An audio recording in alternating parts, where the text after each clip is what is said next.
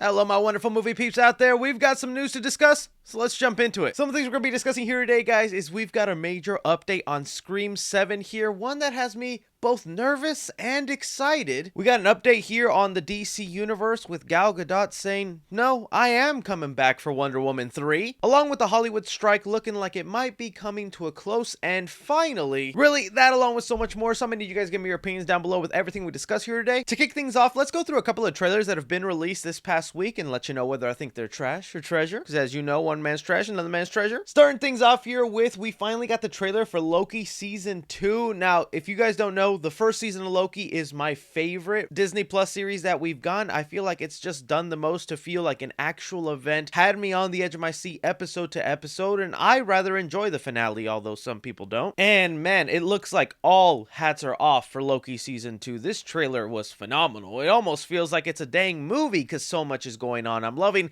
the set pieces, the time traveling we're going to be doing in this movie. Loki seems to be doing this time slipping thing that a lot of people are comparing to Spider-Man Into the Spider-Verse with the glitching, but I feel like it's completely different from that. In Spider-Verse, you were glitching because you were about to disappear from the universe, while here, he's definitely spazzing out and kind of glitching, but he's taken to a different timeline. It was also interesting to see they definitely put Jonathan Majors front and center here. There's been a lot of worry with his ongoing court case, so this maybe put some people at ease, hoping that they would stay as Kang the Conqueror on here. And yeah, I like Jonathan Majors as an actor, and if they honestly did nothing wrong, then I would love them to stay because I think they're a big talent, and I want to see what Kang is going to lead up to in the Avengers Kang Dynasty movie. I also really like the opening with Q-Hwan Quinn. I think he's just such a wonderful actor, and anytime he can now be included in projects, it's just going to bring a smile to my face. So honestly, yeah, I am really looking forward to this. I'm excited for all the time jumping we're going to do. I'm hoping the story can keep me on the edge of my seat. It was also the most viewed trailer for a Disney Plus series, and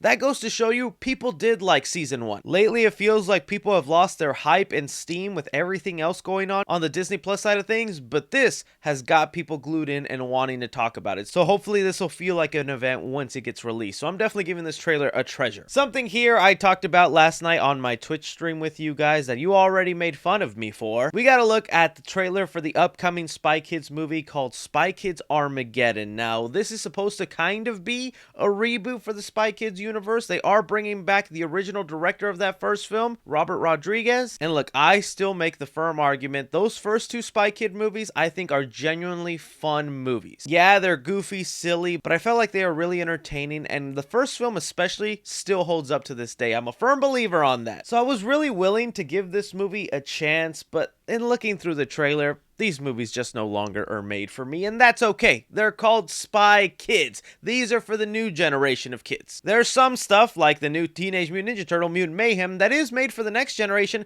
but is still going to be enjoyable for the old generation like me. But this, I just don't know if it's going to have that. I'm not loving the look of the movie here. I feel like that first film had such a good balance of like ridiculous CGI with some practical, tangible stuff that made you think as a kid, oh my god, I can microwave McDonald's and it'll just pop up in there. Here the CG just, I don't know, looks a little too cartoony and goofy. The kids here seem extremely young to me, but then I looked back at the old Spy Kids and yeah, they were also extremely young. So I think my nostalgia goggles are definitely blinding me here. I am going to give the movie a chance, but I'm also not thinking Zachary Levi or Gina Rodriguez are at all going to compare to the mom and dad of the first movie. But I'll tell you what, if they have a crazy reveal like that first movie, I can't even say that.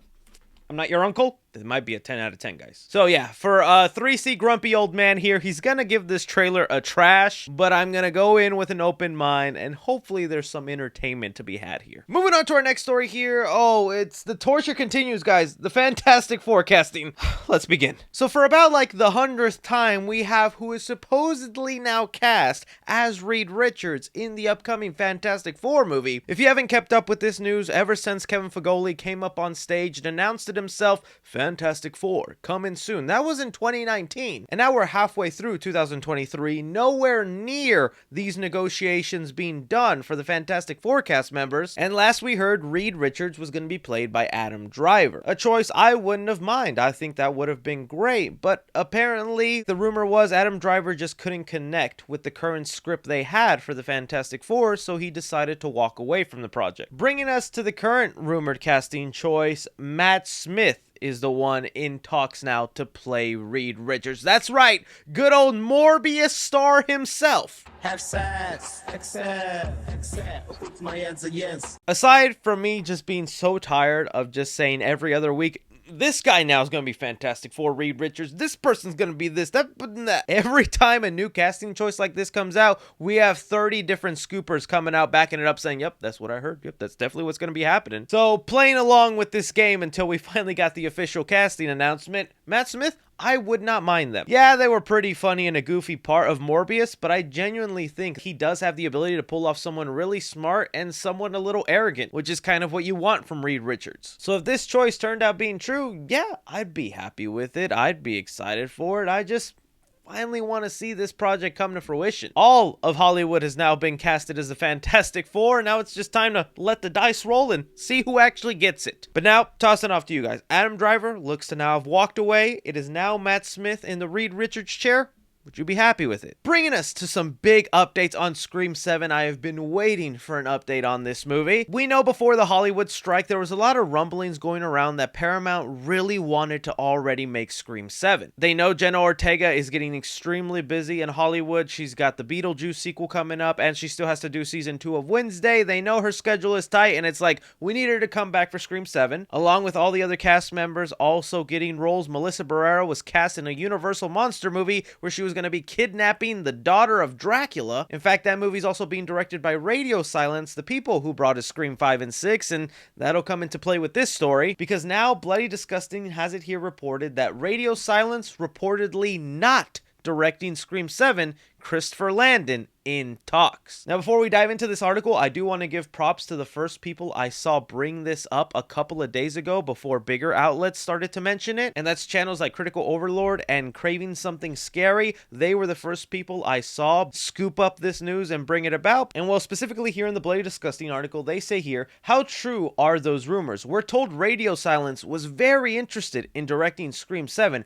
but unfortunately, they're busy with their upcoming Universal Studios monster movie, which was recently filming under a shroud of secrecy. Continuing on, it's likely that with the Radio Silence team focusing on their Universal monster movie, the scheduling ultimately didn't work out with them to return for Scream 7. Pairing that up with this article here, once this news broke from One Take News that has become a reliable source in the industry, they are able to confirm through their sources that Christopher Landon has actually already gotten the job earlier in the year before the strike happened. Some Scream fans like Kay here noticed that Christopher Landon was following a lot of the cast members from Scream 5 and 6 in April, and I guess behind the scenes Paramount was just getting ready to make the decision for their next director here. So that's kind of what we have going on right now. And if we look at Christopher Landon's filmography, there's a lot of stuff I really like in there. I really love the first Happy Death Day. His movie Freaky is probably my favorite film of his. I think it is really great. He also did Paranormal Activity, the marked ones, which I think is one of the underrated Paranormal Activity sequels. So they are a director I like, and especially looking at their movie Freaky, you can feel so much Scream inspiration in that movie. So I do think Christopher Landon, as a fan of the franchise, could probably do justice to it. I just hope it wouldn't be as comedic as Happy Death Day 2 or Freaky, because that's not really the tone I would want in here. I would hope for something more serious. Aside from me being okay with Christopher Landon being the director, I am kind of sad Radio Silence won't be returning. I feel like they did what felt like the impossible in giving us brand new characters into the Scream world that we can follow, putting aside the legacy ones, to where now fans really want to see the core 4 in Scream 7. They want to have those stories finish off, see where everything was leading into, because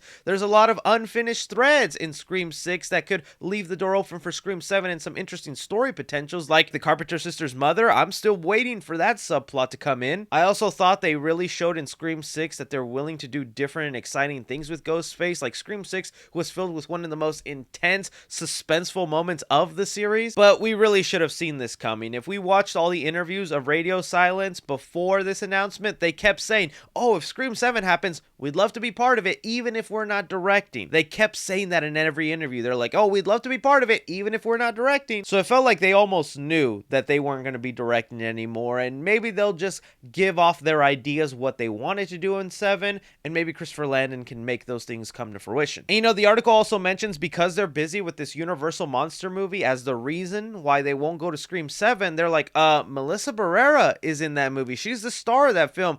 Are they also going to kick her out of Scream 7? I don't think that'll be the case. Even when they're done directing that movie, there's still a lot of things the director has to stay attached to post-production, you know, and like the editing or maybe even reshoots for the film. Whereas the actor, once they're finished saying their final line, they're just free to go. I think it would be ridiculous of them not to bring back Melissa Barrera. She's become a very treasured character in the franchise now. But we'll have to wait and see. All we know is Scream 7 is definitely going to be happening. It just looks like it's not going to be with Radio Silence. But this is where I toss it off to you guys. You see all these news involved with Scream 7. Does it make you excited? Does it make you hesitant? Where do you fall on it? Something else that has me on the up and down is we've got an update here with the DC Universe. We had Gal Gadot doing an interview with comicbook.com, and she basically let it drop that she's still attached to Wonder Woman 3, even if director Patty Jenkins is not. In an interview that happened prior to the Hollywood strike, she said here, "I love portraying Wonder Woman," Gadot says. "It's so close and dear to my heart. From what I heard from James and Peter is that we're going to develop a Wonder Woman 3 together." And this has again caused so many conflicting emotions in me because I'm not a Gal Gadot hater. I love her as Wonder Woman. I think she's great, and the way she portrays Diana, I actually can't get enough of. I don't know why so many people give her hate. So yeah, I'm very much down to see Gal Gadot get her third movie. It just comes down to this is not feeling like a reboot of the DC Universe. This is very much feeling like a half reboot, and I feel like the underperformance of Shazam! Fury of the Gods, The Flash, we'll see how Aquaman 2 turns out, but I feel like that should let you know audiences are done with this version of the DC Universe. We tried, it went up in flames, some stuff was really cool and worked out, but I think it's now time to let it go and start completely fresh with Superman Legacy. You already recasted Henry Cavill, you got rid of Ben Affleck, but you're gonna keep Wonder Woman? That's gonna be so odd having an old member of the previous universe stand side by side with our new Batman and Superman, along with all the other random selected characters you're gonna keep from that old universe in here. It's not gonna make it easy for the audiences to go, oh, so I do still have to watch all those other movies to know this universe? It's not really a reboot? And that I think is just the most frustrating part. Like, why is it so difficult to just cut ties and start over? Like, it can't be that hard. I think they would have such a more significant following if they just started fresh again. But we also have to look at the other way this is being mentioned. Some people said, you know, she's saying she's going to be developing Wonder Woman 3 with James Gunn and Peter Safran. Maybe she's actually not going to be starring as Wonder Woman here, and instead this will be her first time directing a movie. Or maybe she's going to play a different role in the film and just kind of guide the new Wonder Woman. If I really had to choose to it, I'm glad Gal Gadot's staying a Wonder Woman because I like her, but it just makes me feel like, man, Henry Cavill and Ben Affleck were done so dirty. That's where I tossed it off to you guys. Do you think keeping Wonder Woman here is confusing or doesn't help out with this whole reboot situation? What do you guys think about it? Bringing us here to an update on the Hollywood strike, because things are getting pretty steamy for the studios here. You might have seen some articles start to pop up that really high-level celebrities, the ones where this strike is not about them at all, it's about the 87% of other actors that are making under $26,000 a year and can't even afford health insurance. Actors like Leonardo DiCaprio, Matt Damon, Dwayne Johnson, Ryan Reynolds, Meryl Streep, Arnold Schwarzenegger, they have donated each $1 million to the writer and actor strike funds that is helping keep these writers and actors able to maintain a roof over their heads, food on the table, while they're all out of work trying to go up against these studios. Something like this means that people on strike can now be on strike for a long time and still be okay, because don't forget, we heard through the news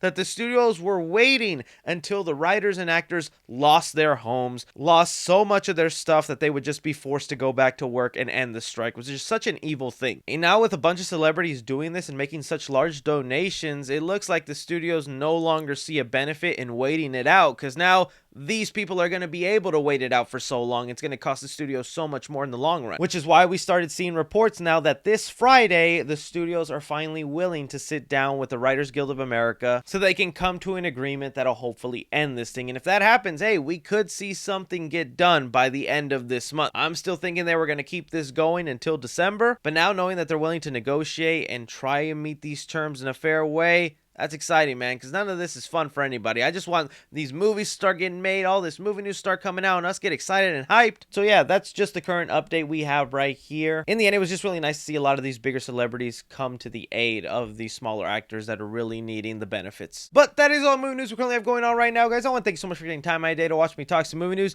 Don't be forgetting to hit that like button, subscribe if you haven't already, follow me on Twitter at 3C Films or on TikTok at 3C Films. But as always, I'm Chris. Take care.